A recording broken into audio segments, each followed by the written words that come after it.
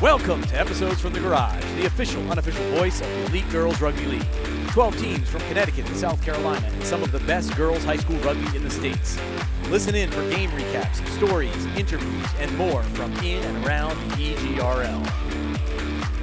Episodes from the Garage is made possible with support from Basecamp 31, a New Jersey nonprofit that brings individuals and businesses together to invest in a healthy community and personal development through shared human experience.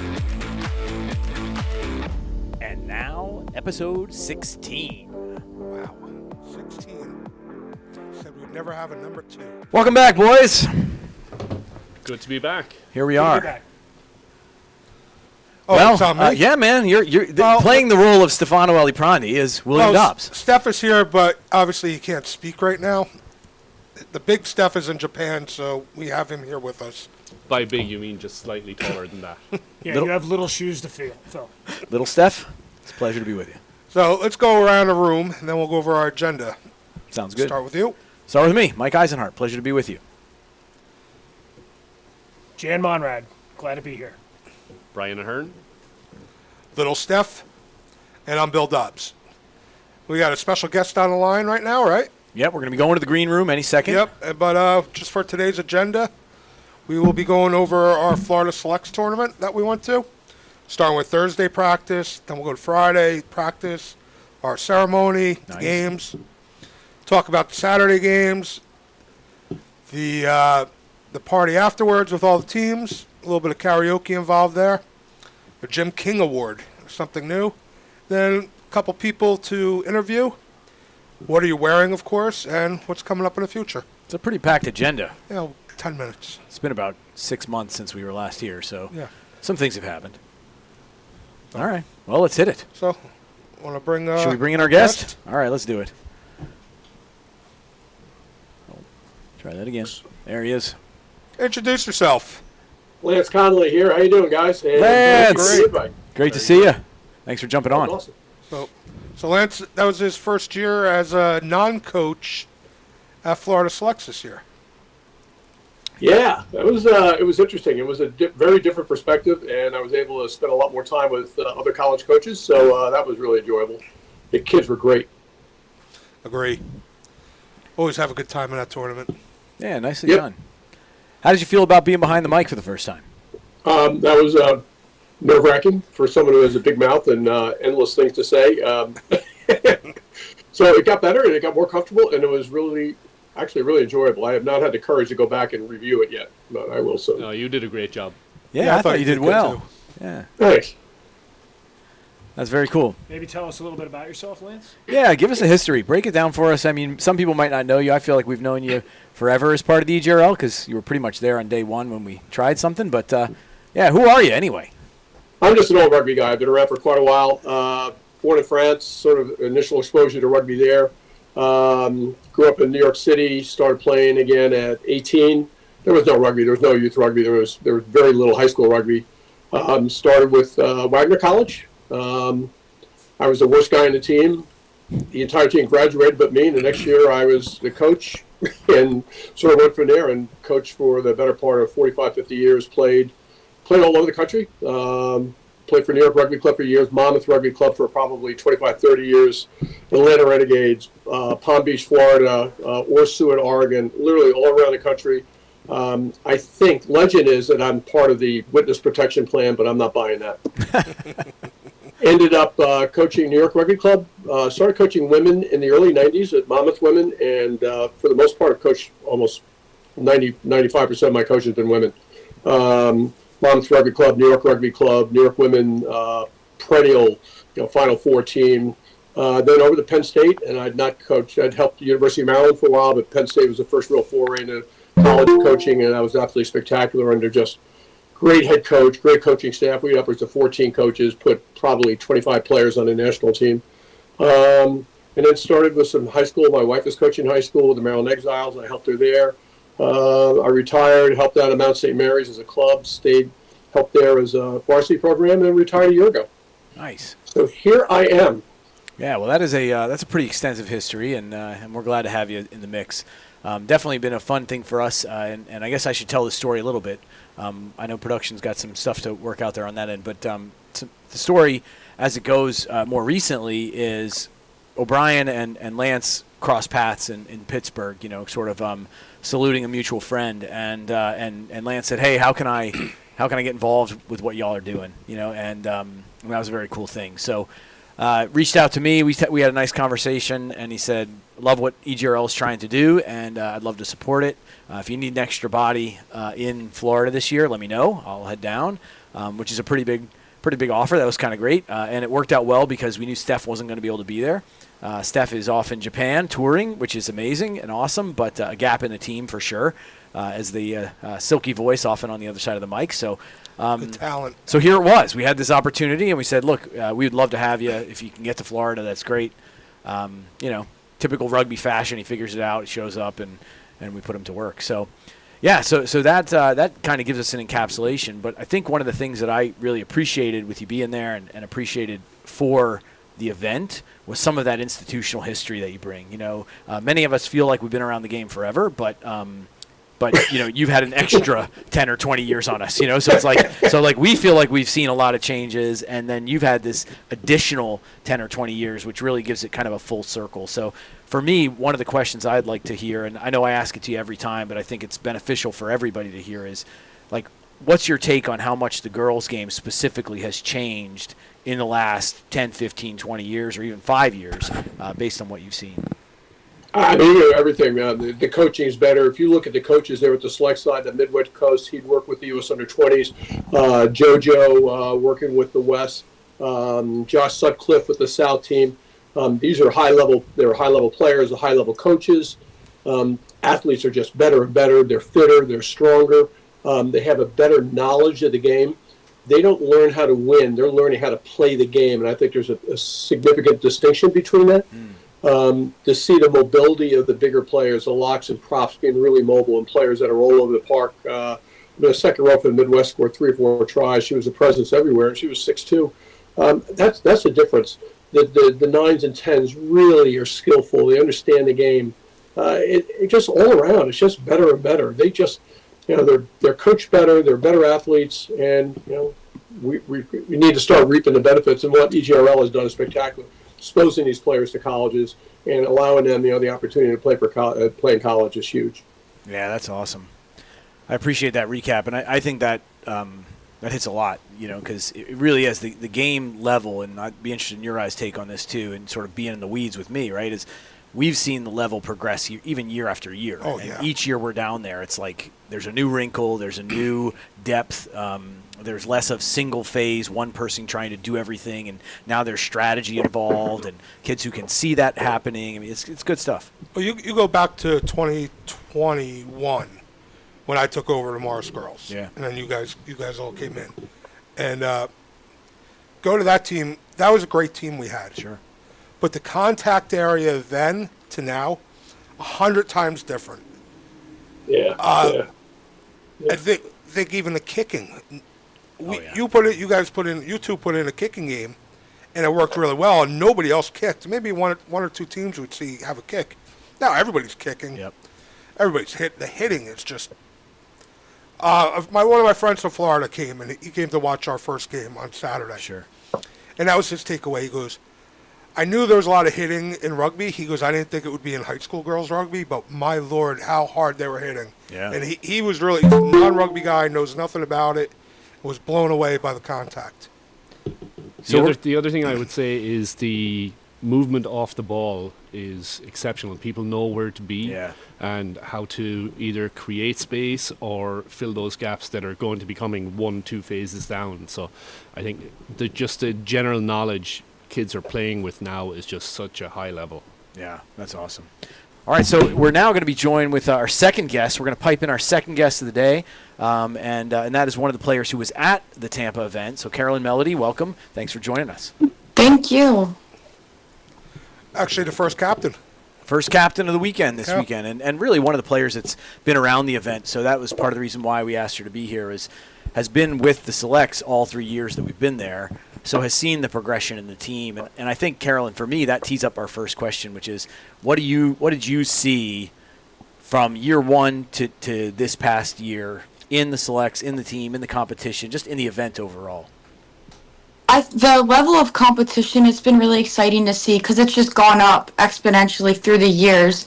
But for me, I think one of the big impacts was that first practice, because in years past it's been a little shaky, but this year we seem to have all gotten there and had one goal, and we were able to really start working from day one, as opposed to kind of falling into it and not being able to get right to it. Yeah, so you're talking about us getting there on Thursday, kind of convening everybody, and then having that really in-depth practice on Friday. Yeah, we were really able to hit the ground running, and it didn't take as long for everybody to kind of merge together as in years past that I've seen. So it's a really important point. Yeah, I mean, that's something we've talked about year in and year out, is this idea of you've got – this year I think we had 7 or 9 teams sending players. And then getting everybody to gel is a tricky business, so that you have a kind of a common goal. So, I actually thought in our first game it worked out well. We looked pretty good. You know, there was continuity, which is usually is a bit of a scramble. But maybe Brian, you called that game. So what was your thoughts? Yeah, no, I thought the EGRL really hit the ground running, whereas I think other teams maybe took 5, 10, 15 minutes to kind of get their groove. EGRL didn't come out with any jitters really as far as it seemed in that first game. And I think the other thing that helped too is the team got together over the fall for a few different events, so you could kind of get those gels working early. So Right, we did have a lot of games. Yeah, we had some 3 lead or up. 4 games. Yeah, and there was crossover for sure in that lineup. I mean, one of the things that that is the trickiest business. It's a big geography, right? Yeah. I mean, you're pulling a geography from Connecticut to South Carolina. How do you get them all together? I know Dobbs and I have discussed a little bit on if we could do it again, maybe we would spend more time, like practicing and working on some of the technical stuff we were trying to do. But overall, having those other practices were good. I think it was a good show over that whole weekend for us. I mean, from year one when it was, please just let us be competitive, to now we're making a run for it. We're close anyway. Yeah. Not there yet, but we're close. Yeah, fair. The one thing I could say is that this being my first time down there, the practice on Thursday was kind of an introduction and kind of like get an idea of what we wanted to do as a team. Practice on the second day, on Friday, was like no joke. It was a legit, solid practice. The athletes were really showing what they can do and what they're going to do later later on. But it was a good, solid practice, both of them, and I think that showed in their performance over the course of the weekend. That's a great point. The Thursday practice really shocked me more than anything, because the whole time going there, myself, a couple other coaches thought we were going to show up, do a couple things for about 5 minutes because there wasn't going to be anybody there, and then we're off to go have a coaches meeting. Yeah. We went a little longer than we expected to, and had a lot more players than we expected to, which was great. And fun. It was a lot of fun. Yeah, it was a fun Both practice. those practices were fun. Yeah, it's a good point. I mean, so that is, of course, the trick, right? Is you're getting people flying in from everywhere, and who knows how the flights are going to go. And we weren't sure if we were going to have 3 people or 5 people or 15 people, and ultimately we had, of the 25 kids on the roster, I think we wound up with like 20 or 22 Right. that were there, which is way better than I expected. To let us really kind of get some stuff done. and shout out to Jess Pascal, who unfortunately was sick when she Yeah. landed and Yeah. wasn't able to get in any of the That games. kid, so. I will say, I said it 3 or 4 times at this point, but like she can't catch a break. She tore the ACL and was on the recovery. This is kind of one of her bigger breakout games. Come back, kind of show that she can do it, and then she winds up with the flu and feeling terrible. So unfortunately, that took us down to 24 on field, and I think she would have been an impact player. But yeah, I'm glad she's hopefully feeling better. I haven't talked to her mom, but hopefully feeling better. So Lance, I'll direct a question to you on this one. From your estimation, when you have this kind of a scenario, 25 kids coming in from 7 different states, let's say, all got to get there and get rolling, is that a reasonable expectation? Are we pushing these kids? Are we not pushing them hard enough? Like, in your sense of what you've seen out there, what is a schedule like this? What does it got to look like? I think it was important you had the 2 sessions. The first session was just a familiarity, get the kinks out. You've been on a plane, you've been traveling, doing all that kind of stuff. But it was really interesting. A lot of times you put groups like that together and they will sequester themselves by their own teams. There was none of that at all. And I thought that was really different. In the second day, they were all on. They were almost like They were in game mode. They worked incredibly hard. They worked really well with each other. None of that little bickering, none of that back talk at all. It was really supportive of each other. They were listening to the coaches, and listen, the results spoke for themselves. They were a team from day one. They were not a bunch of players. And I'd be honest with you, that's rare to see that. I was really impressed by that. Yeah, what a great distinction too. And I mean, honestly, I think if we're thinking of successful outcomes, I would say that would be one that everybody can be proud of. You know, is like, look, they came together, wanted to play as a team, wanted to represent the badge and the brand and all that good stuff. And yeah, that was really, really cool. There's another piece too, though, and a lot of times, especially you've got all the college coaches there, you know, they want to show their best. No one tried to make themselves the star at the expense of their team, and that's hard. And that's rare. Yeah. That was really impressive, and those are good kids. They've been coached really well. They have a great attitude about it. That just stunned me, to be honest with you. Yeah, I think that's a really important point. And Carolyn, I'd like your take on that as well, because that's a tricky business, right? I mean, you're there. You know your job is to impress the people that are there scouting and watching, but yet the ethos of the sport is that this is a selfless game. You have to do this as a team, and it will never work as an individual. And, of course, as the bar goes up and you're playing higher and higher level, the less likely you are to do it as an individual, not the more likely. And so you have to rely on 15 kind of as one. And I know that's every coach's goal and dream come true, but it doesn't always happen. You know, there are players that get under that limelight a little bit and just want to shine and want to do something individually amazing. And I agree, we didn't see a whole lot of that. So Carolyn, what's your take on that? Why is this team able to come together so quickly, and play as a unit? I think on the first part, what's really cool about rugby is everybody has that individual role, and these coaches are able to see, especially on a select side team, that it might not be the player that's scoring all the tries, but everybody's kind of adding their own. Everybody has a unique thing that they're adding to the game, and these coaches are able to see that better when we work together, and everybody can really shine in their particular aspect of the game. And then I think one of the things that really helped is we had some veteran players that were able to guide and kind of take some of the stress off of the newer players that didn't know what to expect. So I hope that I was able to kind of assure them that it's going to be a big stage that you're going to be playing on, but it's going to be okay because we've gone through it before, and it's not going to be any different than your regular game, except there's going to be some more people watching. Yeah, it's a great point. And that's an excellent point. And as coaches, we see what we see on the field, but we don't know what happens while the athletes are together. So I'm interested in hearing from you, Caroline. Like what did you guys talk about when the coaches weren't around? Like what helped build that team dynamic without us there?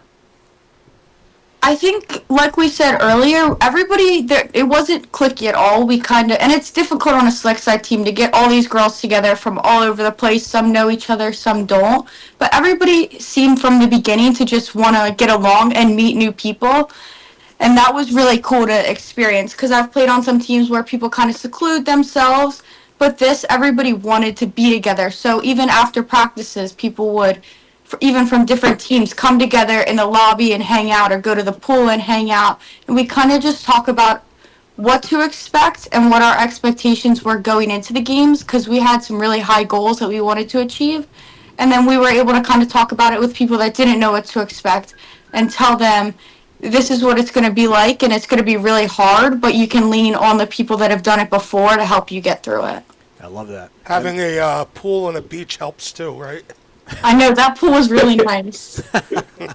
That is awesome. Well, yeah. So let's push to the games, because I think this is where the rubber meets the road, right? I mean, you're there, you're trying to get ready, you're trying to work as a unit, but then you got 3 tough opponents. I mean, just as a recap, this year we had almost a truly regional event, right? Like if we're representing the Northeast, kind of northern Mid-Atlantic, let's call it, you have USA South Panthers. They're representing kind of the Southeast primarily.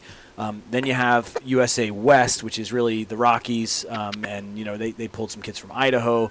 And then you've got Midwest, which of course is pulling kids from everything from Western New York all the way over to Chicago, Illinois, all that good stuff. So truly, yeah, there were some Wisconsin players. I can't remember if they were on West or Midwest. But they could have really been on either. I think they were on West. They were on West. West, yeah. There was a couple from Midwest, but they were primarily on West. Yeah, I remember seeing Catholic Memorial in there, which is a big program in Milwaukee, I think. And so Milwaukee. You had a bunch of regions it represented, and they were almost exclusive to the region. There was some crossover, but they were almost exclusive, which is kind of nice because it really sets up almost a style of play and an opportunity to show some stuff. But first game for us was against the Southeast. That's South, yep. And Brian Melody was the head coach of that game. Yep. We played pretty well. We had the butterflies, I think, going in. At the beginning of the game, we finally got settled and we started playing our game, and I think it went pretty well. One thing I was really happy with on the weekend for all the games, it was something that we did not work on whatsoever in practice, and we played well at it, was our defense. Yeah. We did not even work on defense on Thursday or Friday. We talked about it for, I don't know, maybe a minute if we were lucky. Mm-hmm. But the girls went out. And, could the line speed have been a little bit better? Of course. Yeah. I'll never say it's perfect. I don't care what team I'm coaching. Sure. But that's tweak level stuff, though. Right. I mean, the big picture was there. But, we were asking to put 2 on a tackle. They were putting 2 on a tackle. They were going for the jackal when they could, and they played a strong defense. They marched the other teams back a lot. Yeah, I think that's a really good indicator, too, of exactly what Lance was saying about the level of the game going up, right? Like even as little as 3 or 4 years ago, we were figuring on having to teach catch, pass, tackle, and basic ruck mechanics at every level, Now it's kind of like you can walk in the door assuming, based on what you've seen and where these kids have played and the work they've put in, that they all know how to tackle and they all will. Right. And it's like that is a huge benefit, and one that, to your point, like we can put in some attacking effort because we don't have to spend time on basic mechanics of tackling. Yeah. And then they did. They just went out there and were kind of even from our first practices, though, we were doing pass catch and stuff like that. But you're right, and that's what I enjoy about coaching this. Sure. More than anything else is because we can go into the strategy part. Yep. And now it's starting to become a chess match with rugby. And it's not just teaching the same thing over and over and over again. And that's what I really enjoy about this. Yeah, yeah. Caroline, can you speak to the communication on the field, because that is a big part of a cohesive unit? Can you speak to, the leaders on the field being able to communicate with each other? Yep, I think one thing that was important to me going into the weekend was to emphasize that it doesn't matter how many times you've been there or how long you've been playing or your grade, but that everybody has a voice. So I wanted to make sure that everybody had the confidence that they could speak and say what they needed to do, and I think that helped us form especially that defensive connection and trust each other that if you don't make this tackle, I'm going to be right behind you to help you, and if you go into the ruck, I'm going to be right there next to you to set that first gap. Yeah.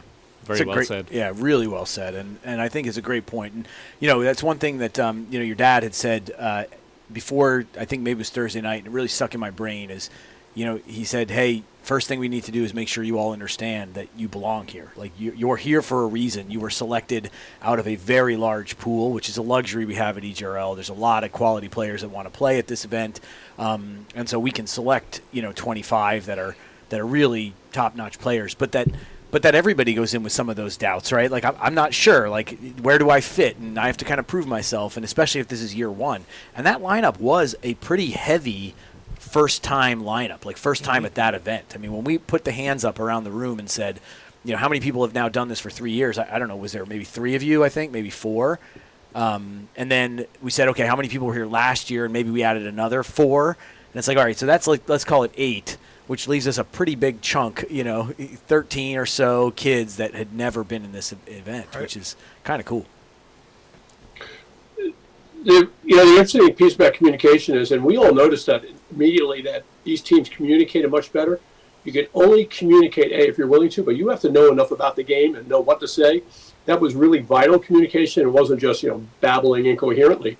And that really has value. And, Carolyn said, when you're going into a ruck, the person behind is saying, I'm behind you. I got you. So those pieces, when somebody's running with the ball and they're looking around, they're scanning the field, and the support behind them is calling where they're going to come and what direction, that's huge. But you have to know enough about the game and be willing to communicate. And they hit it on all marks. Awesome. Agree. So, Carolyn, what was your highlight of the weekend? Let me think of. I think I was just really happy to see how we were able to come together and how everybody. I have confidence that next year it's just going to keep going up because we keep raising the bar every year. And I'm confident that in that last game, we really made our impact and said, this is where we are now. And we were able to reflect on where we were at that same exact time last year. And then I hope in next year, when we obviously beat them, that we can be like, wow, this is how far we've come. And we're just continuing to build off of that. But I think that last game, especially that first half where we kept them to 5, that really showed them that we are able to play at that level and that we're here to play and next year beat them. Yeah, I love it. I love it too. So, Carolyn, now that you're committed to university next year, you're going to be a breakout, hopefully, at Quinnipiac University in Connecticut. Your attitude going into this weekend, knowing that you're already committed to university, was it different than maybe last year, or did you just bring more confidence in with you? I think it took some of the burden off me that maybe I was able to not stress about myself as much, and I was able to help other people. Kind of take the stress off them and let them know, hey, I was in this situation last year, but in the end, it's going to work out for you just like it worked out for me. And you don't have to worry about it right now because nothing's going to be done for you that weekend. So It's going to be an ongoing process, and it's a hard process. But right now, let's just focus on the game and making everybody look their best by playing together. So I got one last question for you, Carolyn, and you can defer if you don't want to necessarily I have one answer. for it, too. Oh, okay. Well, so you want to go first? No, it doesn't matter. Well, so for me, it's we often try on this podcast to shout people out who have done a really nice job, like people who really stood out in your mind or had a big moment or had a big play. So in the weekend in Tampa, is there anybody on our squad that you feel like deserves a little shout out, a little accolade here on the podcast? Right off the top of my head, Bridget really stands out for me, and I'm excited to see what she does next year because I think she's just going to keep getting better and better and better. And it's been really cool to see her growth from even last year to this year. And I think Nola stands out at that 9. So Doylestown's really going to they're going to have a good run at it this year, I think. But they were 2 right off the top of my head that really stood out. Yeah. I agree. Can't argue with those. Those are some great picks. What about you guys? Lance, you got anybody that you thought stood out for the EGRL? I just like the general. I was really impressed by the front row play. Of course, I'm an old prop in Type 5, so I really like the work there. Again, Nola is just such a dangerous player, such a smart, heady player. But the 9-10 connection was really solid. I like that. I mean, you could see 10s scanning the field, looking for space. That communication there was really key. But, yeah, and there's some players to other teams, too. I mean, I was really impressed by the quality of play overall. But, again, Carolyn, your team, the way they performed together, they look like a team that had played together for 2 or 3 years. I was really impressed by that. Thank you. Can I give one more shout out? Sure. I have one for Kara. She's still young, but she's been a really fun player to watch. And it's so cool that she's so young because she has so much more time to be on these teams and just progress. So I can't wait to see where she'll be in a couple years. You stole my thunder. That was who I was thinking, Kara. Yeah. She had a weekend for herself. I'll throw another one in there we talked about it in the hotel too after the Saturday games was Lily McGettigan. Yeah. How comfortable she was. Yep. And that was good. I agree with Carol 100%. She had a great weekend. Yeah. And she's always been a good player, but Lily just stood out to me too. Well, I think for me, Lily is her story in watching her last year to this year And it could be that she's also settled now, right? She's got her college kind of lined up, and she's committed and all that. So some of that gives you a sense of calm and peace, I guess. But last year, I thought she was effective, whereas this year I thought she was strategic. Impactful. Like she was really playing in a way that, like that scanning and seeing space. She had a couple of kicks that were just like really right on, like put right in the spot it needed to be in, kind of doing, the actual general work out there. And that's rare, but you could see that progression, from junior to senior, and how the game almost slowed down for her this year, and she could actually sort of think through and see things, which was super, super cool. Yeah. Jan, you got anybody that you thought stood out? I mean, while you're setting the mic up, I mean, you can't argue with Kara, right? I mean, the kid is a phenomenal athlete to start with. She had two huge picks. Yeah, that doesn't hurt. But in the first game, jumps 2 balls, picks them both, and makes a run out of them. She has a certain like smoothness out there where you just know, she's going to be around the ball. Like you just know. And defensively, she comes out of nowhere. Yeah. Like she's not even in the picture. Next thing you know, she made the tackle. It's like, where'd she come from? Well, and what's interesting about that is you remember on the selection calls, right? When we asked John, her coach at Aspetuck, hey, where do you want to weigh in? He was sort of like saying, look, she's a versatile player. She can play anywhere. You can put her on the flank. You can do whatever. And I kept saying, like, no, she's a 13 because we need her doing that scraping defense. Like, she does that scraping defense so well where it's like, look, the ball got out wide, and she's coming across and making that hit. And it's really nice. Yeah, I agree, and that's who I was going to say as well. I mean, that was impressive to see. I mean, just coming up, and that's the line speed, thing that we hammer into these kids. But, sure. So she did exceptional. And again, sophomore, right? Sophomore. Right. Yeah, 3 sophomores there. Yeah. Her, Olive Rhodes, and Abby McGettigan, Lily's younger sister. All of them. They all played well. Every time all the sophomores, every time they got ball in hand, they made an impact. Yeah, it's true. It's true. I mean, you can pick out 2 moments for me. Kara had those picks; those were huge, but was reliable all weekend. Olive had a moment where I absolutely loved it, and it was it wasn't super there was no fanfare associated with it. It was on the far side of the field. She had gotten tackled and kind of isolated. She was playing on the wing. Midwest, I think, was the opponent, and she's getting tackled, and all of a sudden she just decides she's going to drive on because no one was there to ruck over. And she carries 5 people. Like, there were kids attached to her, and she just drives it down the field. And I'm, like, thinking to myself, like, that is a sophomore with some legit leg strength. Just like, powering it down. And, I mean, I was completely impressed. It's funny, I talked to her about that after, and I said, what was going through your head at the time? And she said, well, I got the tackle, and then I realized I'm still on my feet. I'm going to drive. And then she started to get some momentum. She's like, I can do this. And she within that space of a couple of seconds, it was just building her confidence. You can't call it a maul because she was the only player on our team in it. But that's the only reason why not. Like, everything else, fits the definition. Yeah. And the 3 players she drove back, they weren't small kids. These are not small or weak. Yeah. They weren't chopped liver. So that was an Olive moment. For me, Abby McGettigan had an amazing. She scored a try on this one. This was a really nice play. But if you go back and watch that first game, from the angle I was standing at, you could see that kind of open first gap, and that's not something that scrum halves always recognize. You don't always see when you have that sort of lazy defensive position 1. She picked it up immediately, lifted her eyes, saw it, went right through, and wound up scoring. And I was like, man, what great vision. That was. Yeah. And the wingers, I thought Terry did a good job on the wing. Jocelyn, I thought Loud, how do you say it? Lunnon. Sanaya. Yeah, Sanaya did a good job. And they were both just not hanging on the wing. They were both looking for work within the lines. And, that shows you growth in your knowledge of the game and everything. So that's great. Yeah, I mean, Sanaya is just, you look at her size, she is so physical and so strong. It's really impressive.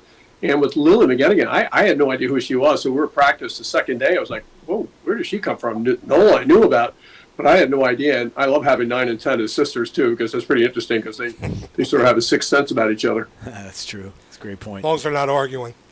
All right, Dobbs, you got the last question. Last question for Carolyn before we let her exit. All right, Carolyn, hard one here. There was 3 coaches, 1 for each game. Which one was your favorite? That's an unfair. I don't know. You can punt that one. We know it wasn't coach number 1. Yeah, probably not 1. Probably, I don't know. You had some good karaoke at the end there that you just came in with. So that Might have put you over the top. Number one. Nice. You get number one because you did karaoke and you invited her to the podcast. It's the soft skills, people. It's the off the ball work. She's the first Melody on this podcast. I think Mom will be next. Of course. Then we'll go to Jeff. Sure. Do you have any cousins? No. She's got a brother. All right, well, we can't have Dad on right away. Thank you for jumping on and giving us that perspective. I think you had those are some really good insights, and as always, great job and great job leading the squad. Thank you. Yeah, good job. To kind of wrap up the game one, went our way, got the win. It was a pretty good win for us. I felt good about it. We were able to go back, have a nice dinner with the staff, and then get back to work Saturday morning. So take us from there. So then Saturday we had our game against West, coached by Coach Jeff Dumchick. I think I'm saying it right. For us, yes, Coach Jeff, yeah. For EGRL. Yeah. And Steamroller Jeff. so we really didn't know what to expect from this team. Yeah. We caught a little bit of their game on Friday night. We were warming up. They played Midwest pretty well. And so we had no idea what to expect, and they came out pretty hard. Yeah, tough team. Yeah. I was impressed. So this is their first year in the event, and they pulled, as we said earlier, they pulled from Idaho, Wisconsin, sort of Colorado, which all good, strong rugby. But one thing I think that stands out, if you watch that level, it's very hard hitting. Like yes. they're big, they're strong, powerful players who are going to come in and they're going to try to sort of bang you around, and they did. I mean, it was a physical game. Yeah, they had Shannon House and Moody, who were two of their props, and they were hitting everything. Like they were definitely pack oriented, and they were just looking for something to hit. Yeah, I mean, I think if you go back and watch that game, the first 5 minutes they came out just looking to just absolutely run right through us. And they moved the ball. I mean, they got it down within the 22, and they were in a very threatening position, and we were able to withstand it. And then eventually I think we, sort of clearance kicked or something and kind of got our footing. But, that was something that Garrett from Midwest, coach from Midwest, had said to me. He said, we were a little shell-shocked with how hard they came out. I think one thing, and again, I don't know that this has affected them, but I'm speculating, that is a hard style to run in 80-degree heat when you're coming from Idaho and Wisconsin in February. And it's like, man, they came out and they hammered and they hammered and they hammered. It's like, can you do that for 40 minutes? I'm not sure. I know that we were not fit enough to play that way for 40 minutes. Yeah, so their center, Russer, was really, really good too. She was hard hitting. And then Barth, who played a little bit of 15 and then also played scrum half, she kind of changed the tempo and the energy of the game at times. She was very good at fullback against us, and that's in that Saturday morning game. So. And you play a hard-hitting game like that, in the first 5 minutes, you're either going to make or break that other team. Yeah. That other team's either going to say, all right, we're going to play that style. We're not going to play your style, but we're going to hit back just as hard. Sure. Or I want nothing to do with this, and I'm going to roll over. Yeah. So I was happy to see, we're going to come back and hit you just as hard with our team. Yeah, I mean, it was really good. I mean, it ultimately comes down to the fact that we had a penalty try. We got a penalty try under the posts, gave us 7. Honestly, where we would have scored it, I would have felt really confident in our kicker. So I'm not going to say that gave us anything. I mean, our kickers are pretty solid that way off the tee. And they had one that we pushed far enough into the corner that the kick wasn't makeable. So, but yeah, I mean, a 7-5 game for 40 minutes, it was like this was intense. But as we told the girls at the end of the game, it's very hard to win a game when in a 20-minute half you're playing defense within your own 22 for 15 of that 20 minutes. And that's what we did. And I was impressed with that, with the girls. Yeah. I know they got one in, but it took them, I think, the 14th or 15th minute to put that in, of being camped out there. We bent, but we didn't break until that try. But we were playing defense a lot of that game. Yeah, Lance, talk to that, because we talked about bend don't break a lot on the broadcast.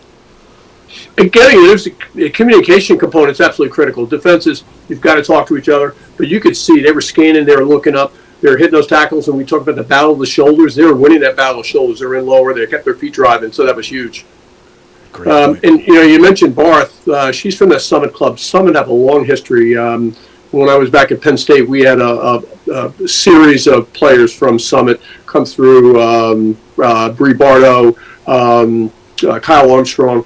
They were coached by Carl Barth, father of young Barth. Sure. And her mom is a former Eagle number 8. So they have great coaching. They have a great history. I mean, this is 20 years. Carl used to coach the U.S. under-20s. Incredibly well coached, and just they are physical. All those kids, they've always been that way. Regis is the same way. So, I mean, they have a history of playing that style, and they're really good at it. Yeah. Yeah, I mean, I felt good about getting that win. Anytime you're going to battle it out like that and, squeak it out, I mean, that was a good one. However, it took a toll. I mean, I think that the kids were banged up a little bit. They were a little tired. We had people bodies were aching. They were dropping pretty early from the heat too. Well, and that's it. And that was that's probably the one thing that, we stress it and we stress it and we stress it, and you can never stress it enough, right? But at the end of the day, and, this is going to sound tough, I guess, but heat stress is heart stress, right? Like you are going to be that much more fatigued because just standing there is more work than it is at home. And you're never going to be able to acclimate because it's 20 degrees at home and you're coming down to, 80 degrees.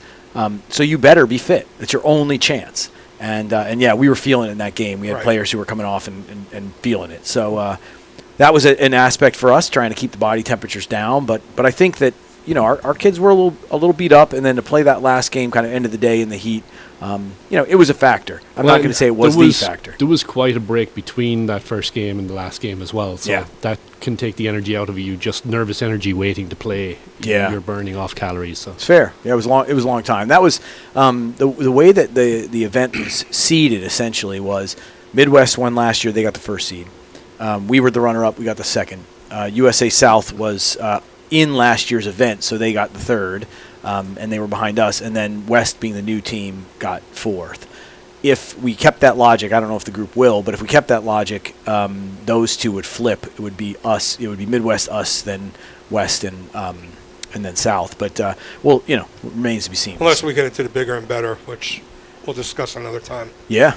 Well, it's possible. I mean, there's definitely energy around the event. I'll say that's one thing that's kind of cool. I did have somebody reach out this week. I won't, name names yet because it's super, super preliminary. But basically saying like, hey, we'd love to sponsor this event, and I know you guys love being at the beach, but if you'd be willing to push it a little further west where we are, we would we could probably get behind this event. So Mexico City. Not quite that far, but yeah. We do love a road trip. We do. Yeah. But so people are watching it, and honestly, that is something that we'd be remiss if we didn't say. Kudos to all of you all for doing the live stream. I mean, there were 100 or so people watching that thing live. There were 1,700 views per day. So great job, and I think in a sense, we've never really articulated it this way, but in a sense, our mission includes trying to build that platform, raise the game a little bit, get people seeing, get eyeballs on girls high school rugby, and so hats off to you guys for doing it because it was definitely seen. Well, Lance, and speak to that as well because you touched on it a little bit earlier about how you talked to the other college coaches and they said that they knew most of the names of the players. Obviously, nobody has the budget to travel around the country all the time. So, do you think from a coaching perspective at the college level, it's good to have these videos out there now where you have commentary and you know these kids from the tape rather than showing up live? I like both, but I'll tell you something. When I was recruiting, I looked through hundreds of hours of videos, going through YouTube, finding kids from the Amazons, this club, that club, and just watching players, and then sitting here watching the NIA when I was going on in Utah and watching literally 12 hours a day. So both are really helpful. But because of budgets, because of travel, and because of the size of our country, video is absolutely critical for us. And good video is critical, not the highlight video.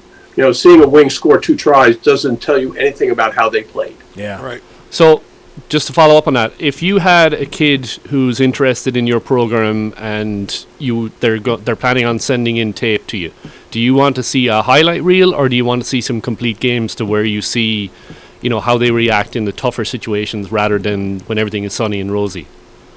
Highlight reels are great. Game video is more important because that's really how they play. But also you watch little things like how they handle frustration. How are they relating to other teammates? Maybe I made a bad pass to you. Do you turn around and start giving me grief over it, or it's like, don't worry about it, we'll get it next time. those pieces are all important because you also see someone who's going to help support your team or someone who, despite their athletic ability, could be a detriment. So important. Right. I mean, that is that. If we can go back in the video when time comes, O'Brien, and hit replay on that last 5 seconds, that is huge, and I think that gets missed in the conversation so often. It's like you might be a phenomenal player, but if you are destroying the culture of the team because you are a phenomenal individual instead of a phenomenal teammate, that has big repercussions in a game like ours. You know, like there are sports out there where you can be an individual, and it's primarily an individual sport. You know, maybe you contribute points to the team, cross country, wrestling, those kinds of things, golf. But in our sport, you have to be together. Like, you cannot play this game as an individual. Yeah, it's not me, it's we. That's right. And you can see teams go down very, very quickly when they start to fight on the field. So yeah. Oh, yeah. It's really we count on it, right? Yeah. I mean, we're literally scouting for that. Like, hey, they're yelling at each other. We're going to win. Right. Finish it off. Keep putting pressure in. That's great. So we get to the third game. We're now playing whatever that was, 3 o'clock in the afternoon or so. Midwest Baby Birds. Midwest. That was the heavyweight matchup that we were looking for. We hope this was our year. and listen, hats off to them. I thought they played a very balanced game. You know, leading into that game, pretty much my narrative on Midwest was they're a very good team who also has a phenomenal player every year, like some standout superstar. This year, I didn't see that. I saw a very balanced – I mean, they were good. Don't get me wrong. There were some people who clearly stood out. But they were very balanced. And when I asked the kids on our team and asked the coaches, like, hey, what do you think the difference was? The thing that stood out for consistently for everybody was they moved that ball quickly from one side of the pitch to the other side of the pitch. Within 3 passes, it had gone from sideline to sideline, and that's hard to defend. I will say there was one person who quietly stood out to me, and that was CC Rose, number 10. She was distributing the ball. You could see her scanning, looking for spaces. She knew when to kick. She knew when to get that ball moving. And just the talking from outside in, like we talked about before, that was phenomenal on their side. Yeah. And Midwest like using their big forwards out wide, too. So you're going 10, 12, 4, 1. And those bigs could really run the ball and move the ball well. And you're right about Rose. And her foot in the beginning was absolutely spot on. I mean, she missed some kicks later on, but she was hitting them from touch. She was hitting everything in front of her. Yeah, those big forwards were all gaining positive yards every time they touched the ball. Yep. Every time. Yep. And we talked about that at halftime a little bit, about making positive tackles, shutting them down. But they were hard runners. Well, hard to do, too. You got a proper second row running hard like that against a winger, and that's my point. It's hard. I mean, it shows guts on our girls going in to make the tackles. Sure. And they were made, but our girls were getting dragged down the field. Yeah, no, it's a great point. I mean, that's a mismatch that, I mean, listen, you're looking for those mismatches. Yes. You're coaching to create those mismatches, and they did. So that's a good takeaway for us is that, you know, when you start putting those big bodies out in the width of the field, you got to either match it or you got to have numbers out there. And I think one of the progressions on those bigger players is their lateral movement, how they're not just coming straight on. They're able to actually move a step or two to the right or left and change the whole angle of the tack. Well, that's definitely been something I've had conversations with some of the folks at USA, and that's been their take is like, look, we you know, when I asked them, what do you want to see out of this level of the game, right? Like the U18 player, like what are you looking for? They're not looking for tremendous structure. They're not looking for, you know, sort of robotic stuff. They're saying, look, I want to see what do you do with the picture in front of you? How do you manipulate it? How do you change that picture to make it more something that can, you know, you can score, you can defend. And so that footwork piece is critical, seeing the space behind, trying to put a ball in a foot. All of those things are like, okay, you get the vision of the game. We can teach the structure later. You know, the set pieces come later. What they want to see is, do you soften that defender? Or are you just trying to be bigger and run through somebody? Right. And it's like, yeah, that is changing. It's happening. And traditionally, that was how we probably played rugby, right? Back in the day, Sure. where the tight five would get the ball on a penalty and just run straight in to contact, set the ball, it gets out, and then it gets out to the backs. What we were seeing this weekend is the number fours going right up to contact, right before contact, wheeling that ball out and getting it out to the backs, and making positive plays as if they were backs. Yeah. You know what I mean? So I'm getting an eyeball from evil eye from Little Steph. Little Steph. Oh, Big Steph. That's Big Steph. One thing is, watching those games were not like watching American kids play. It's interesting. That's like watching Kiwis or British kids, Irish kids play. Their experience level was much higher than I'm used to seeing than we've seen in the past.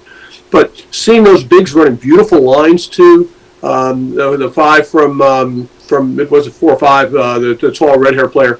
I mean, her running lines were absolutely spectacular, and you didn't see that from bigs before. And the same thing with the big prop from the West. I mean, gee whiz, they were just fun to watch and smart. God, they were smart. And it's not uncommon now to see, people we'll see at this high school level, at this, at the EGRL and Select side level, that are bigs, that are in the pack in their high schools, but they're going out to they're definitely in the centers. You know what I mean? So there's props that and hookers that turn into centers when they go to college, which is just showing that level of play where they're just they're runners. Yeah, it's unbelievable. Yeah, that's cool. It's cool to see. I mean, I think that speeds up the game, makes it more fun all the way. Takes away some of the boring stuff and adds more, more of the ball distribution, anybody's threat, all that stuff. I like that style. I was happy with the way we played against them. It was 5-0 at half at the half. I believe so. Yeah. We were in that game. We had opportunities. We just didn't get them right up to the end. Yeah, I mean, that to me is one thing that, again, I don't want to be too sad about it or too sore about it, but there were a couple of moments where we had some breaks. Yes. And if we could have had maybe one more trailing run or one person a little bit more in that space to take an offload, I think we would have had a strike opportunity. And it's water under the bridge. It's stuff that you can work on. But that was definitely if there was a pang of regret, it was that. We'd see a break. Balladares had a really nice break at one point. And she got isolated because we just weren't there fast enough. Right. And it's like, man, if you're going to play this kind of game, you got to have it. You have to have it. You have to have that person who makes that courageous support run and can take that offload. And those were strike opportunities. There was some really big key turnovers at critical junctures, and whether they were either created by Midwest or we made a mistake at times. Or both. Exactly, yeah, or both. And look, it comes down to pressure from the defense of the Baby Birds, and there was just those couple of things where it was just one step away from being a huge breakout. Yeah. And it's unfortunate, but it was a great game to watch. The one thing I noticed in that game, especially with our backs or even with our forwards, things they would get away with in a normal club game, where they'd be through a hole or get around somebody, and they were trying it like they were in a club game, and it closed up like that. Sure. And so things in a regular club game or high school or school game, they would have got away with it. They probably would have scored, but at this level, not happening. Yeah, it's cool. And last thing to add, I mean, our set pieces, our scrums were solid. I mean, EGRL scrums were solid.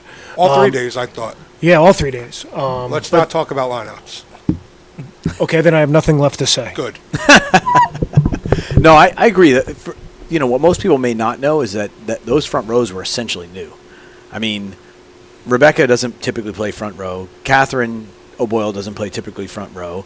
Bridget typically doesn't play front row. Those were sort of us taking a chance on them, hoping that we could get it to roll because we think they have the strength for it and they have, they could work together. And I thought they did nicely. I think so too. Yeah. They were centers. Yeah, I mean, one's an 8-man, one plays flanker, one plays center. It is like, nope, you're going to be in the front row. Not anymore. Yeah. So hopefully they got the bug a little bit because I would imagine that's where any of the three of them will be. The next level coach is looking at them saying, like, this is where you belong. Right. But that was the other great thing about the weekend is, and I'm sure it was similar for all of the other teams as well, the kids show up with, I am this, but then the coach goes, well, actually, this is where we're going to have you. And they're like, okay, great. Yeah. Show me how. And they were just right in there. Well, it's tricky, too, right? Because, again, there are certain expectations and certain things about positions that sound glamorous or maybe not. And I won't mention a name, but I did have a conversation with someone, and that was her take on it. Was like, hey, when I came here and you had me in this position, I was a little unsure of it. It didn't sound so good. but the way that y'all explain the strategy that we're using and why I'm here and like how that kind of uses my own specific talents, like I'm really excited about it. And I walked away and I was like, good, because that's what this level of play should be. Is like we need you to do a job, and you have certain talents and gifts that we need to exploit. So that's why you're there. It's not just some random willy-nilly thing, you know. So that was cool. That's right. For sure. Yeah. All right, so we're cranking along here. What's next on the agenda? So moving on, the game was over. Everybody back to their hotels, and time for lunch and a little beach time. First time in the Gulf, all right? In the Gulf. And so that's always nice to have a little beach time, pool time, get some lunch, and then we were off to what do you want to call it? Tournament, party, dinner, Social celebration. social. Yeah. Which last year we had a social by ourselves, which was a lot of fun. This year, 3 other teams joined us. Two of the others, so two 3 other total. teams Yep. joined us. The South and Midwest joined us at the Largo Moose Lodge. That's where we had it last year. And they roll out the red carpet for us there, which is great. They made this year was shepherd's pie with salad and cake for dessert and ice cream, and a little bit of karaoke for everybody. And before we go into the festivities, very kindly a donation to Base Camp 31, which is our nonprofit partner. Right. Very good. So that was super cool of them and unexpected Yes, and very appreciated. unexpected. Yeah. So sorry. Pick it up from there. I want to make sure. Yeah, give it some that credit. had to get in there without a doubt. So Lance, as a newcomer to our social, what did you think? I had more fun there than I've had in quite a while. It was really enjoyable.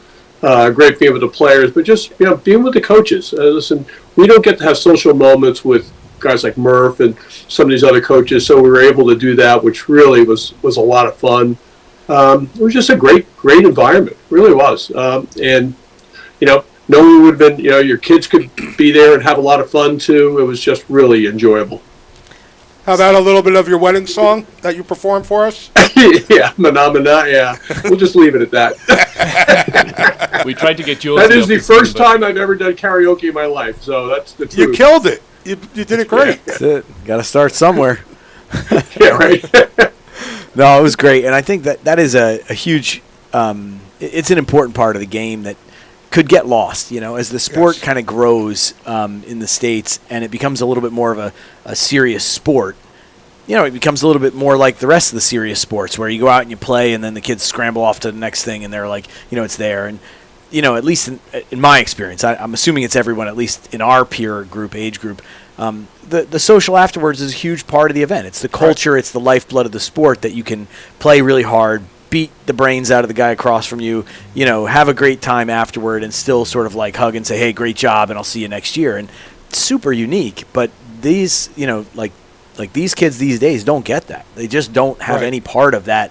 And so, a hat tip to you, Dobbs, for organizing it and connecting with the Moose and pulling it off. And, I mean, we had 130 or so people, all under sort of one roof-ish. We were outside as well, but good time, lots of terrible karaoke, and it was better this year than it was last year. It was. There were decent Last singing, year, and that group could not sing last year. Yeah, but it was good. I think it went off well. This group couldn't. Yeah, this group couldn't either. But it's a gradient. It's a spectrum. It is.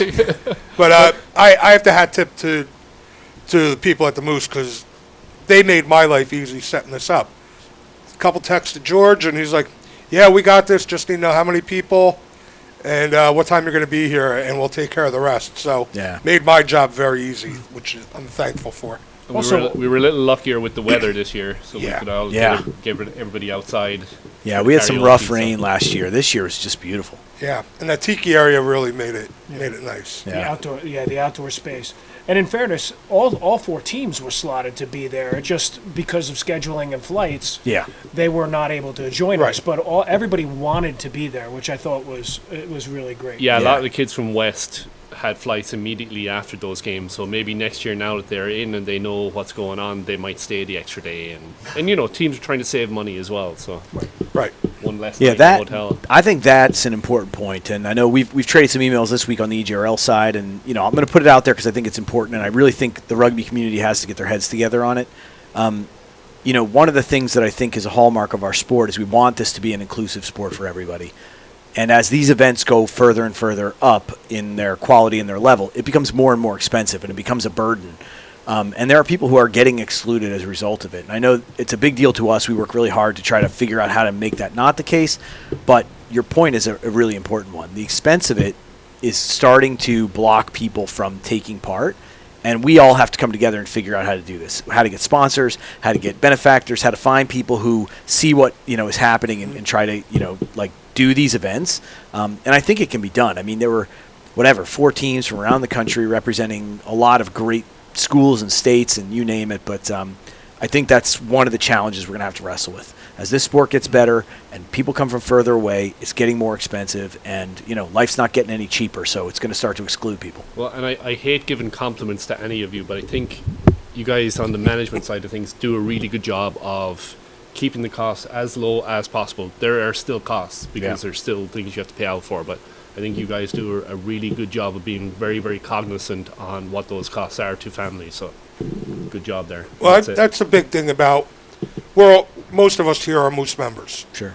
Actually, I think all of us are. Maybe not Brian, but he doesn't believe in the moose. He's my guest. He likes elks, not I moose. do like He's my elks. guest. But just us hooking up with that Moose Lodge here in New Jersey helped us, because everywhere we go as a team, we have our team dinner, or we have the social after, and we do it at a Moose Lodge. That cuts our cost in a third of what it would have been. There's no way we have that event No. at a rented hall or with a caterer. God, No. It would not even have been in the conversation. No. Yeah.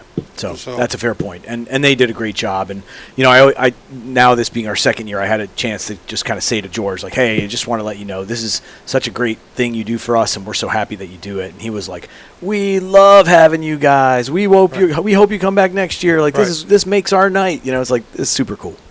Yeah, other members love it too. And I know this is EGRL talk, not a Moose talk, but it makes life easier for us. And to me, any team that has a lodge around them should really look into hooking up with them, because it can make your life easier too. Yeah, fair point. Oh, there's something else we're supposed to talk about, and I'm going to let Brian take this. For hope you're for prepared. all those watching, please to our channel. Oh, yeah. Please subscribe. We missed out on what was it? 70% of the people watching on Friday and Saturday were not subscribers, which honestly, that was my bad on the communication on that part. But definitely, if you like what we're doing, subscribe. If you really, really like what we're doing and you feel it has value, then donate. So. Yeah.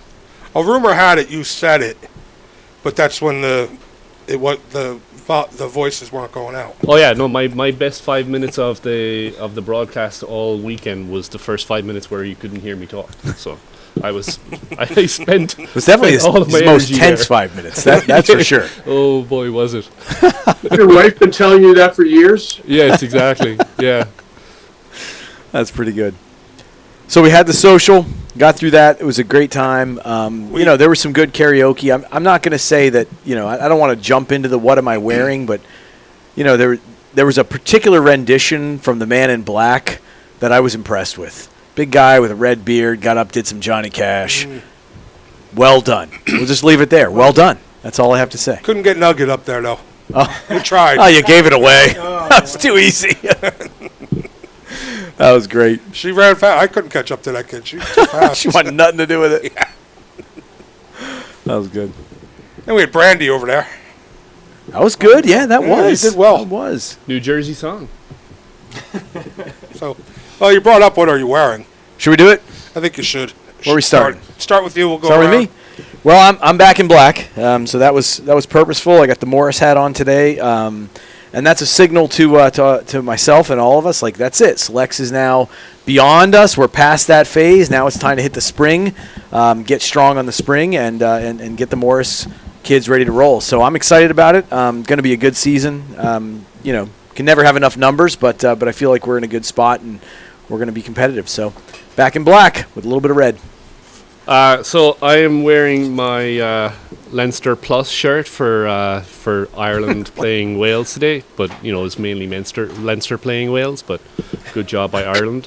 I'm also wearing my Rugby Showcase t-shirt, because we do have 2 Rugby Showcases coming up. We've Rugby Showcase South coming up in March in a couple of weeks at Guildford.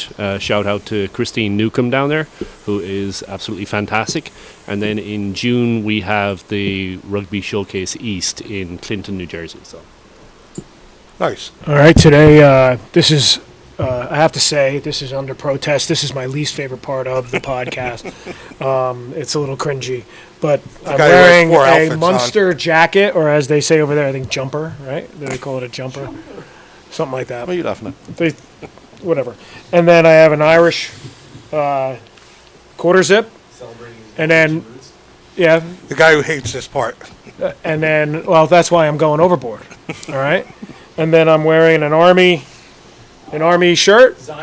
Designed by Reagan King, and proud to wear it, happy to wear it, and that's it. Oh, all eyes looking at me before we go over to Oh, we got to do Primo Rabbit after Ears you. here. So what I got, 2007 World Cup in France. This was a supporter shirt that they sold in Ireland. I'm wearing it today because of obviously Ireland doing well earlier in the Six Nations, flying high, but also because that year my daughter Erin was about 8 or 9 months old when I carried her in my arms watching Ireland play in the World Cup in France for a couple of games, and now she's 18, and I'm don't want to draw the tears, and she just signed with University of New Haven. So congratulations to the team and to Erin. I'm super proud of all that you've accomplished, and yeah, that's me. Over to you, Dobbs.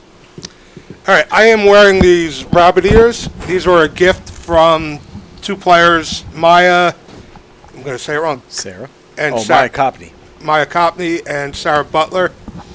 We were getting ready to head to the airport, and they go, while we're eating breakfast, they go, "Oh, Coach, we got you these. We forgot to bring them last night." So I told them I'll wear them on the podcast. Here they are. That's a bad bunny. Yeah, it's a bad bunny. See what I did there? all right, Lance. Now over to you, Lance. What do you got?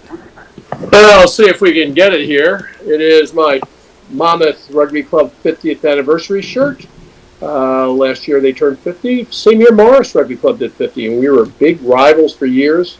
No, we're not 50 yet. And I was inducted in their Hall of Fame. But Nice. I think my strength now and my support now goes to Morris Club because of everything you've done with youth rugby. Wow.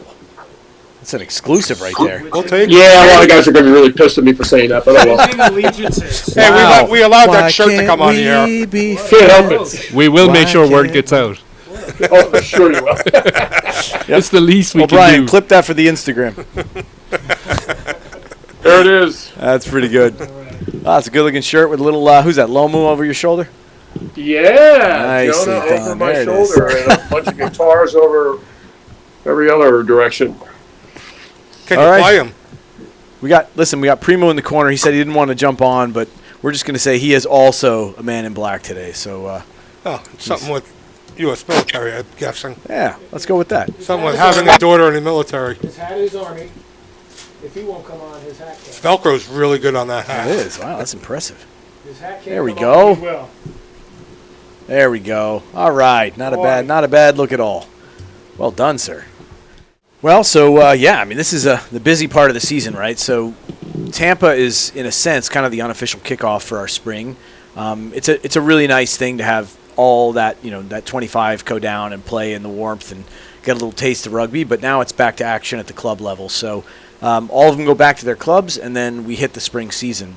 The official kickoff for EGRL in the spring is, as Brian said, Rugby Showcase South, which for the second year in a row will be in Guildford College. Thank you to Christine Newcomb, who is a big help for us. And we're going to be down in Guildford on the 8th and 9th of March. So we'll head down there. Is that next weekend? Yeah, I guess that's next week. It's next week already? Yeah, next week. Yeah, no, 2 weeks. 2 weeks. Okay. Thankfully, 2 weeks. Okay. So we'll be down there, and there are 11 teams playing, and one developmental team that the EGRL will put in to sort of even it up as a 12. We've got a bunch from the NCYRU, the North Carolina Youth Rugby Union. That's a nice contingent of teams. We've got some that play for both NCYRU and EGRL, so teams like Cardinals and Clayton and Wando. So they'll be there, and then there'll be some EGRL only teams, so Morris, Downingtown, North Bay, West Carroll. So that kind of rounds it out, creates 12. And this year, with that many North Carolina teams, they'll be ranked, so we'll be able to sort of have some cross-divisional games. And I think there are some EGRL games, but typically they're across divisions. So, North might play a South team, Central might play a South team, North might play a Central team. And I would say based on rankings, the big game, like, what's the main event, will probably be West Carroll Downingtown. That's what I'm going to call that right now as probably the main event. Game to watch. Yeah, we've got them both ranked East Coast in the EGRL rankings. We've got Downingtown and West Carroll both in kind of the top 5. Morris right behind that, so Morris has to kind of prove themselves a little bit before they can enter that space. Doylestown will not be there, unfortunately, and as Carolyn said earlier, I'm expecting big things from them. They've got a very talented group, really, really strong junior class, so I expect that, and they've gotten some good transfers. So we won't see them until a little later in the season, but yeah, that's the kickoff. Sounds good. And then to round out that top 5, you have Aspetuck, who may have lost a few players to college in the off season, but they're still the number 1 team from last year. So until somebody knocks them off their perch, Right. Well, yeah, I mean that's really it. I mean, as far as EGRL goes, you have to leave Aspetuck and Cardinals as kind of presumptive top teams, right? We don't know. There have been changes in both, right? So Aspetuck has definitely lost some key players, and we've had Jenny on, and she's more than just a good player. I think it's important for us to say that, as you saw if you went back a few episodes and watched her in the interview, she gets the sport. She's fun. She's a great leader, and she sort of brings a good energy, and that shows up on the field. So she's now in college. And the storm clouds. And the storm clouds with her. But she's now, at Quinnipiac and playing there and all as well. So that changes the dynamic. But who knows? I mean, every year we see kids who maybe weren't the leader last year as a junior, and now they have their opportunities as a senior, and they step up and they lead. But presumptive top team until we see otherwise. Cardinals, the same thing. They've had some coaching changes, so shout out to our friends, the Tices, who have taken a step back from the program.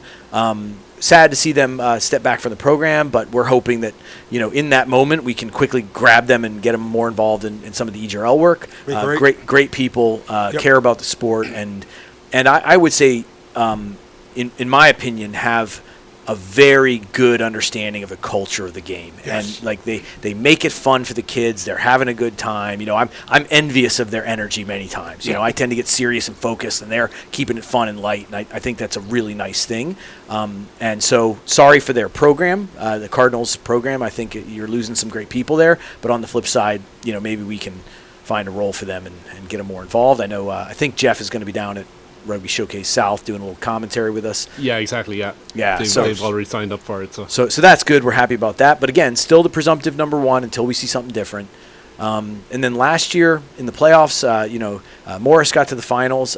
We lost a big senior class. I mean, we had some really talented players who have now moved on. But we also have some talented seniors this year who, a little bit of tweaking and polishing. You never know how that could be. So we're excited to see that. And then North Bay will be an interesting story because they've gotten a bunch of kids that came who were originally West End kids, and they left the West End program and kind of started their own sort of, I guess, like satellite club, I would call it for now, called the Outcasts, and they're going to join on and be a set like a combined hybrid club with North Bay this year because they both are a little low in numbers. It unfortunately hurt West End from the standpoint of they're a bit down in numbers, and having talked to some of their coaches, we certainly support the effort of helping them recruit or having them as part of the emerging program. But we all know, and we've said it 1,000 times, how fragile girls rugby can be, and so they'll be in that bit of a down turn for this year probably. West Carroll, again, tough team. They lost Layla Cox, which that's a big loss for any program. Right. She had a phenomenal year at Naira up at Quinnipiac. Really, really tough player, but also have a phenomenal senior year class this year, Carolyn being one of them. And then I guess Downingtown is the one that, I think they've got the most to prove. They have a huge senior class. They won the Pennsylvania State Championships in sevens, beat Doylestown in the process of doing it. I think they're feeling pretty confident, and they've got some great players we already mentioned today. The McGettigan sisters, certainly Michaela Snow, Akela Towles, who was with us down in Florida, and we could just go on. I mean, Pasco, who will be healthy at some point, right? Yeah. So she'll be out there, and so they have a very, very solid team, and I'm expecting them to come out very strong. But yeah, excited to see it all come together, and we'll see where we roll. Thanks. And it is a showcase, so we know that there will be colleges there. Do we have a number of colleges? So this one typically is more of a remote showcase because they are starting their 7 seasons. So it's hard for them to physically be there, but they watch the video and then they kind of interface with us about kids who they want to see. Some of the local Carolina teams might be there. Certainly Christine has been amazing at offering that, like, hey, I can get you space if colleges want to show up. And last year we had some of the programs from the area. So it wouldn't surprise me if we saw Doc, come down and maybe, the folks from Queens. And, they have a good little contingent of colleges in that, North Carolina sort of area.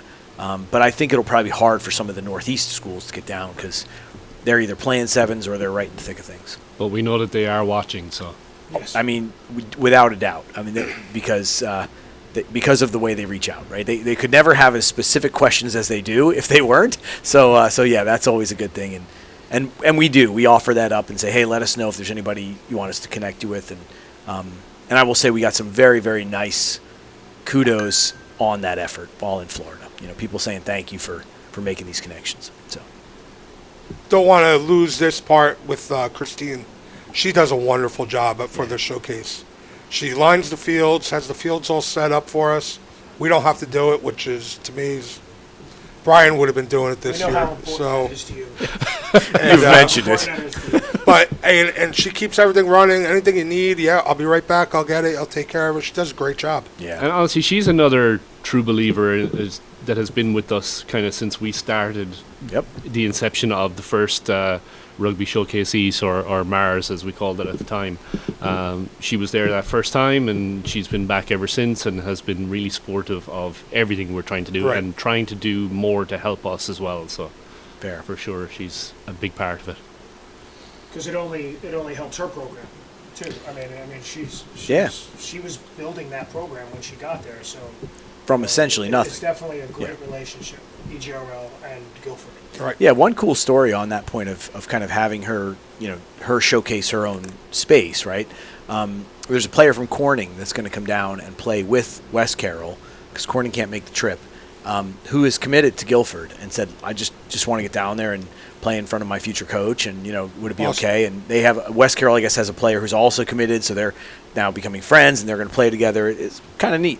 That's great. Yeah. But just to touch on that, one of the things we like to do with the showcases is if you are part of a team and the team is not going, definitely let us know. We will find you a spot on a team. There's always teams looking for players, and we will get you in there in front of the coaches. So 100%. Admin at EGRL.com. Or org. Sorry, EGRL.org. Yeah. Say it again. Admin at EGRL.org. Yeah. Very good. Send an email anytime, and, we're pretty good about getting you hooked up. Sorry, Little Steph. Okay, so the last part of our Saturday evening, we decided to give out an award. So the award was named after Jim King. For those who don't know, a year ago on the way to this tournament, Jim and his wife were driving down. Their daughter was already down with her grandparents in Florida. And they were driving down, and they stopped for the night somewhere in North Carolina. I don't remember exactly where. But Jim suffered a massive heart attack and passed away that evening. We got the call. I was actually in the airport when I found out on my way to the tournament. And it left a bad mark on our team, our coaching staff, our parents. And nobody really knew how to deal with it because it was so sudden. And one of our better players at the tournament, who's now at West Point, wasn't able to come, which we totally understand. Jim did a lot for the EGRL. Jim did a lot for his family. And for Doylestown. For Doylestown, for all of us. Jim was just that guy. Hey, yeah, I'm in. What can I do? He would bring our camera equipment down for us because we couldn't get on a plane. In fact, his wife was so concerned about, after his passing, us getting our camera equipment down to Florida how we were going to do it. Yeah. And that was like the big concern. So we came up with the idea to memorialize Jim with the EGRL and have the Jim King, the original Sappy Dad Award. And that's awarded to the player. I'll tell you what the plaque said. Awarded to the teammate that you could count on for leadership, hard work, and a positive attitude on and off the field, which is the best teammate award. Which I think Jim would have been proud of that award. And that's not going to say that has to be the best player on the field. That is the best teammate. And we awarded it to Bridget McGonigal out of Doylestown, who's a junior. And she's from Doylestown. And being from Doylestown had nothing to do with it. She was unanimous by the coaches, just the way she carried herself. And I think it was evident to everybody that she deserved it. For sure, yeah. Because you want those teams to gel quickly because you only have a couple of days together. So the more the players can do to get everybody together as one team versus pockets of different teams, the better. And Bridget is just a phenomenal kid, and she does bring people together. So, and like we spoke about earlier, we were putting some of these players in positions that they were not necessarily within their comfort zone. And we said, on the first night, we need you to prop. And she's like, okay. So that's a sign of a good teammate where you're willing to just provide your skills in no matter what position you're put in. So as we talked about earlier too, we didn't have players that were me. Most of our players, if not all of them, were we, as meaning team. Anybody who knows me, I'm all about the team player, not the me player, as you guys all are too. Yeah, it was. You said if not all, it was all. All of those players were about the team, and they showed it not only on the field but also in the hotel, at the pool, at the beach. As Carolyn said, they were a team. And that's also a testament to the different club programs and how they build culture. Mm-hmm. It's really important, and all of the coaches in the league really get that.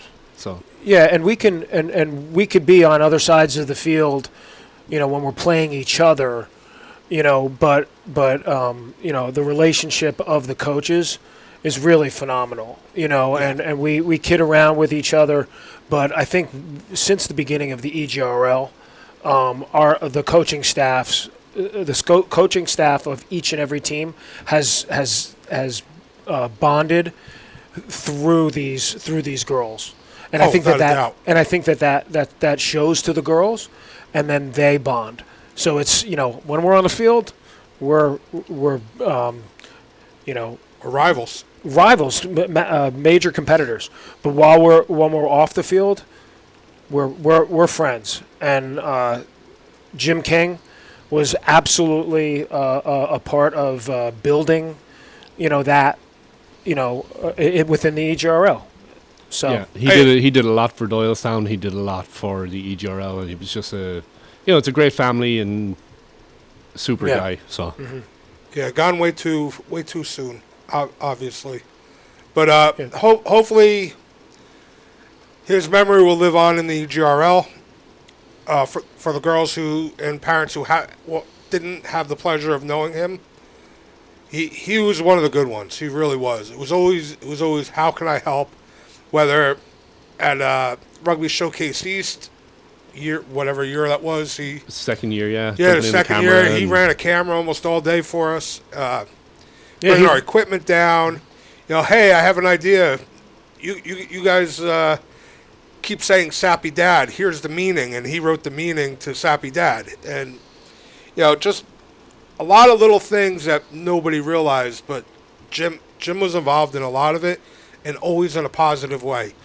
And I remember before I really got to know him better, anywhere we went to watch rugby, whether it was high school, college, didn't matter, wherever we went, Jim and Reagan were there. It was like they were always there. I'm like, you guys really get around. They live in Delaware.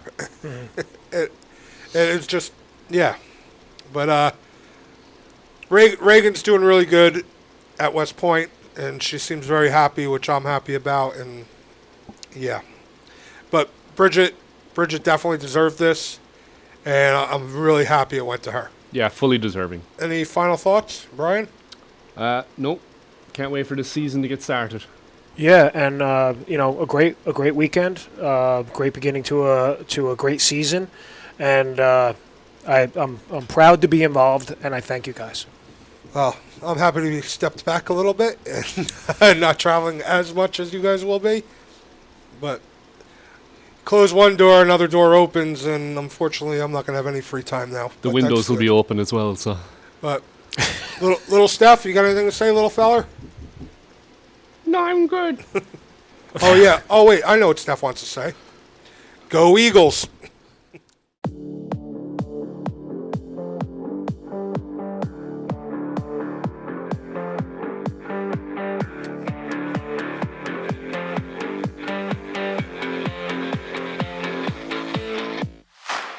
Thank you for listening to episodes from the Garage, the official, unofficial voice of the Elite Girls Rugby League.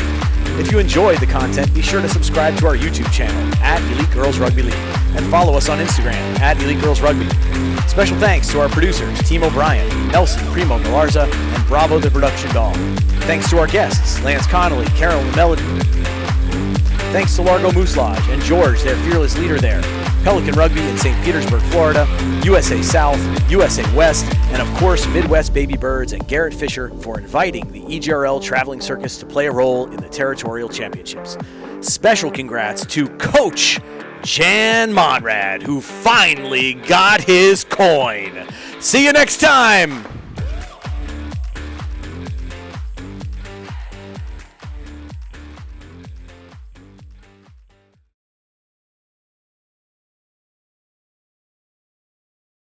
I am Iron Man.